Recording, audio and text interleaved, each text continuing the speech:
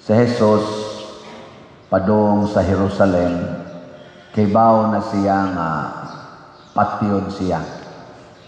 O ang mupatay niya mao ang mga kadagkuan sa mga Hudiyo o ang mga kadagkuan sa katawhan. Labi na gyud ang mga nagda sa templo. Sa dihang kolektahan siya buhis, nya wa siya kwarta, pero di siya angayan na kolektahan tungod kay lungsuranon man siya dito sa Capernaum. Nagmilagro siya ang tumong aron dili masilo ang tigkubrag buhis. Kinsa man to sila? Mga kaaway ni Jesus. Talagsaon kayo ni nga kinaiyak. Kana bang maningkamot ka nga ang imong kaaway dili mahiubos nimo. Lingya imong tupad ing na imong lipayon imong kaaway. Ing na kono. Na kanang kaaway nimo ba imong lipayon?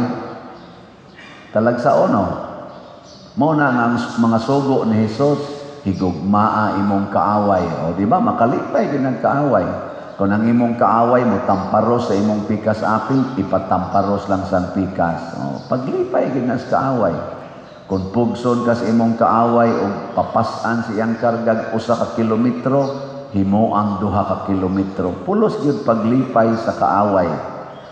Nya, sa pato, kung ang imong kaaway mukawat sa imong butang, ayaw na kinig bawian. Nindota, no? Kung ikiha ka sa imong kaaway, aron kwaon ang imong kamisin, ihatag sad ang kamisa dentro. Ang kanindota na. Kung mao pa ka naipuy-an sa atong mga leader sa nasod karon, unsa kay may tabo? Wa nay mag-away.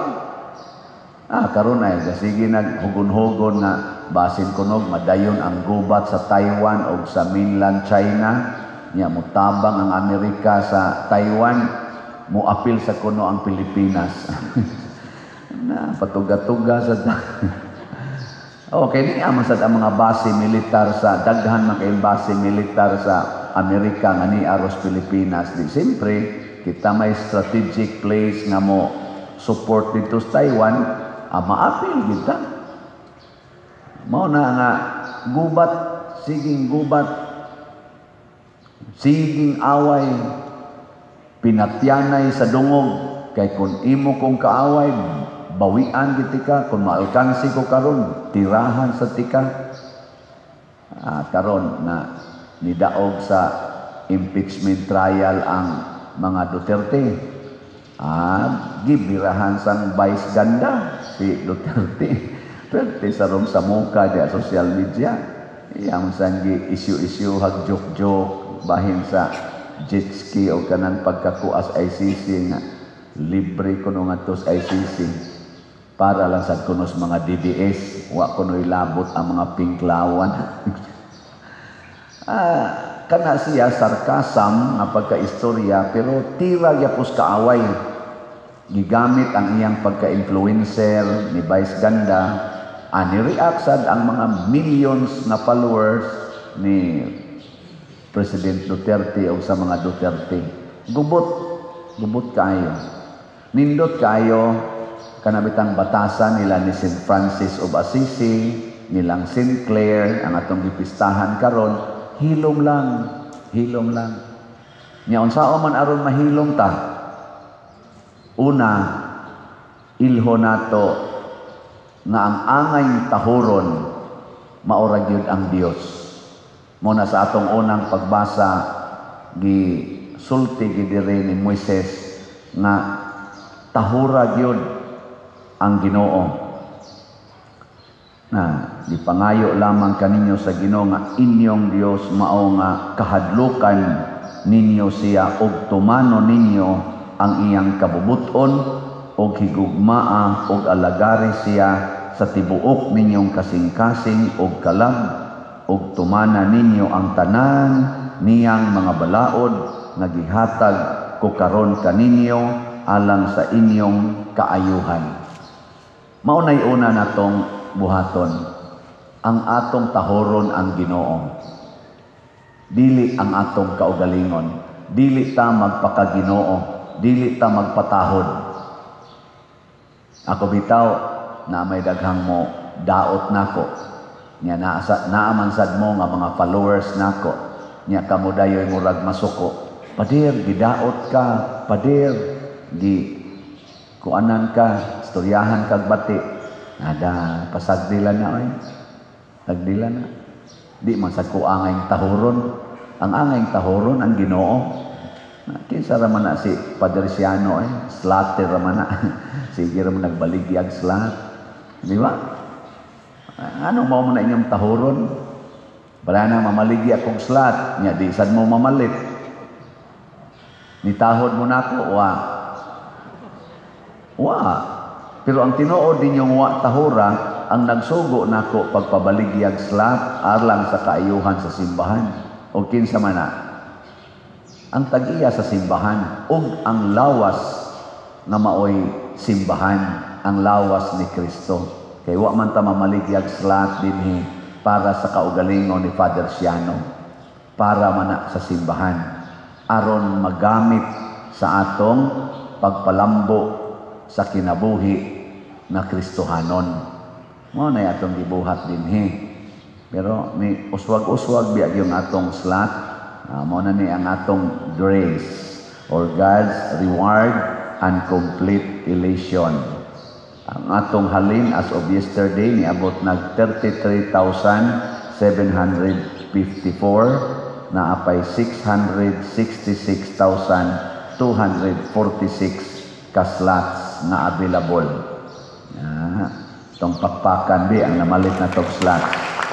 Salamat kayo.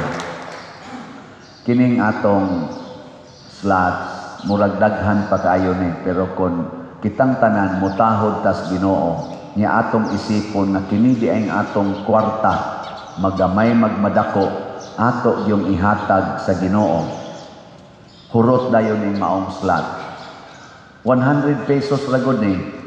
Unya ang akong follower diha sa YouTube 261,000 agud ta kabuok. Nya kamo pang mga viewers, daghan man kay ninyong wa mag-subscribe. Di sato pa ikakita ninyo aning atong video, palit din kag usa ka slot. Maningkamot yung kagpalit, maliwat kang Kristo, tanawa si Kristo. Unsa may ang gibuhat, nitahod siya sa templo, ang balay sa Ginoo. Nihatagid siya, unsay gikinahanglan sa templo, nga mao ang buhis. Ang ato din dili ni buhis ang slot, mao ni ang minimum donation na atong ikahatag aron masulbad ang panginahanglan sa atong simbahan. In particular, ang atong bayronon ni atong kumbento nga gitukod didto sa San Vicente Ferrer Parish. Nya karon niya naman ko dinhi, nagdaa pa man ko anang maong obligasyon. Kamusad nga nahimos ang kabahin aning usa ka simbahan, apil na lang sa tani. Kaya ang nagtabang sa og bayad anang projects namo sa kaniadto sa San Vicente Ferrer Parish Liloan nga niabot ang among nadawat dihang mga donations mga 346 million more or less sa unom ka tuig. Dili man ang taga-Liloan San Vicente maoy naghatag ra ana. Apil masang taga Compostela, apil masad ang tibuok Pilipinas nga naay nagsunod nato, apil pagani ang tibuok kalibutan. So karon ni anak ko dinhi, wa gyud kalainan, di ba? Apil lang gyapon ta. Gani didto ta sa Kuan, didto ta sa San Vicente, ni apil man kita sa Kapilinya di Fatima nga di man dito atong proyekto aman to San Remigio. Ang taga San Remigio unta adto mo'y muhimo. Pero kita apil ta kay nga naman usara ang simbahan.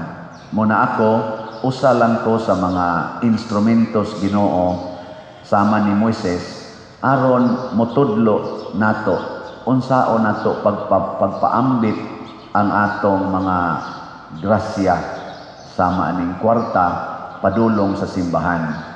Nasa daghang pari diha, nga nasa sila laing style sa pag-raise og funds para gyapos kaayuhan simbahan. Kaning ako sad ni.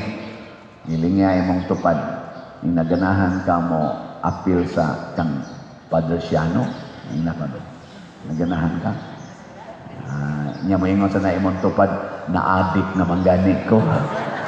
Okay, unong katuig at sigig pinalitay slot. Nay uban nga adik na. Kato lang pagdayon akong transfer din is Compostela na mo text nako pader. Padayon pa na imong slot. Nako padayon sa padayon na gyud pader ha kay na sige ra ba jud kong palit ana. Nako sus kanindot unta ko ng tanang na minaw nako. Ingon anig batasan.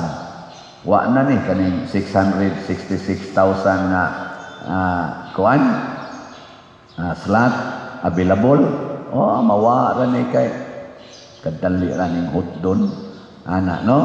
Mao na mga igsuon ang kinabuhi ni Santa Clara haom kayo sa gusto ni Kristo.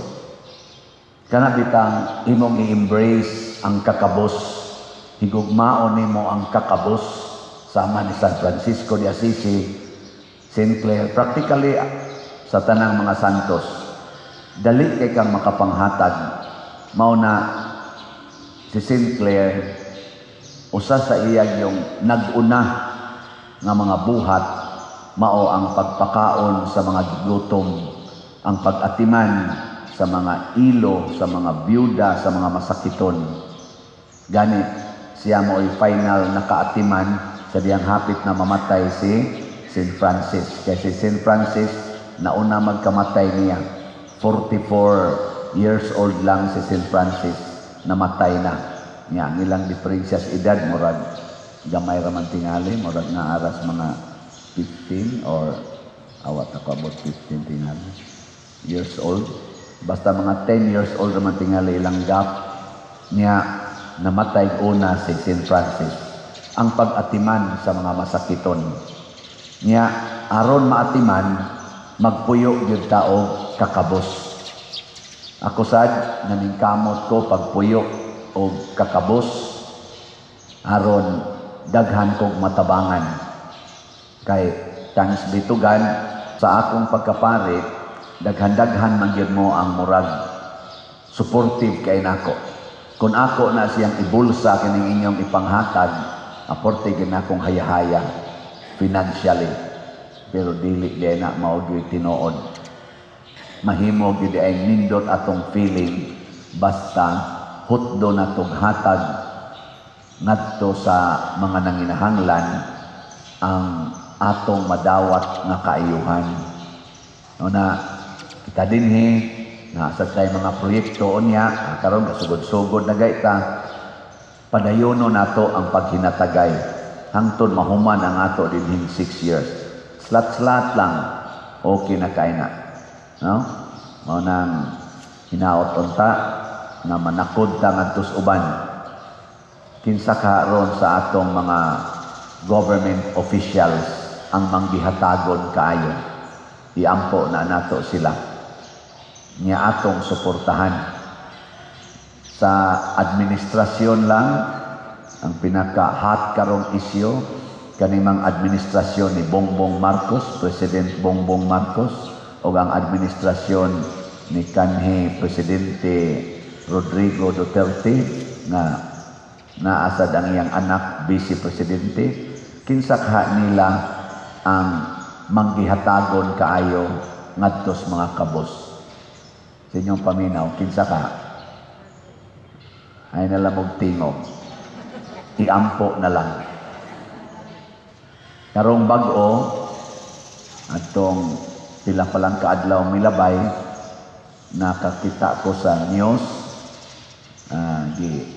tagaan sa may komentaryo ni Attorney Rafael Banyok sa iyang programa, ang atong bag-ong gobernadora, niadto sa Camotes, nag-medical mission.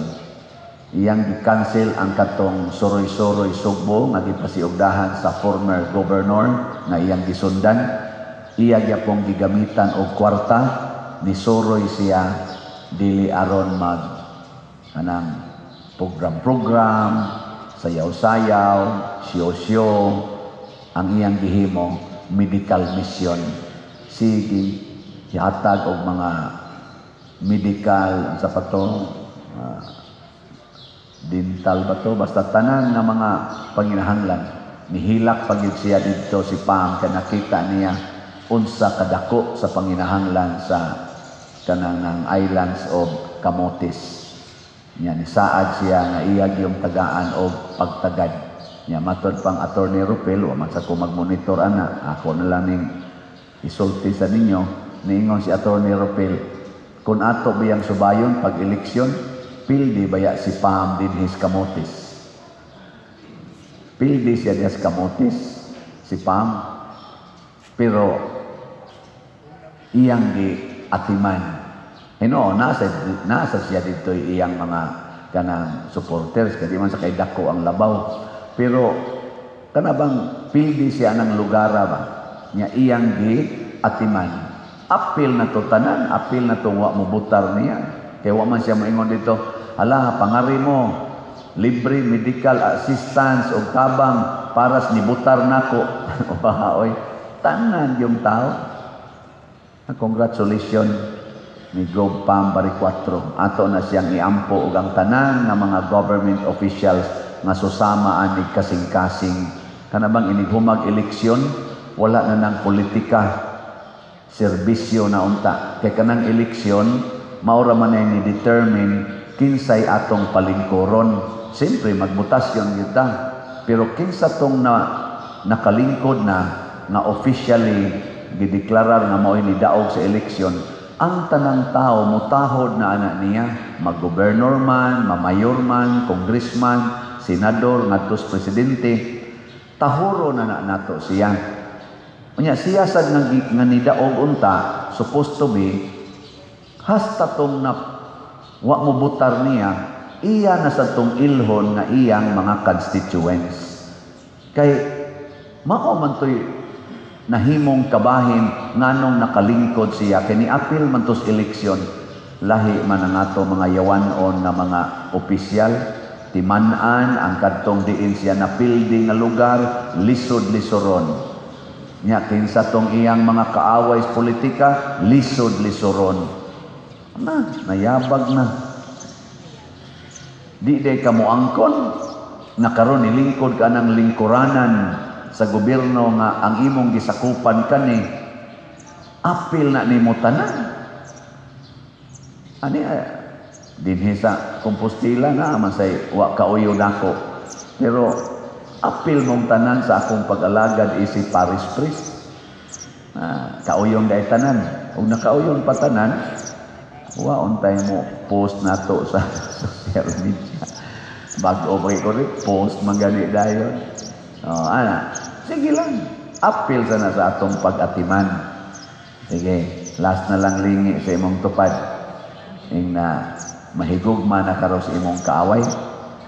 Ing na mahigugma na ka. Lingi ba atong sa mamulingi layo ka na imong tupad.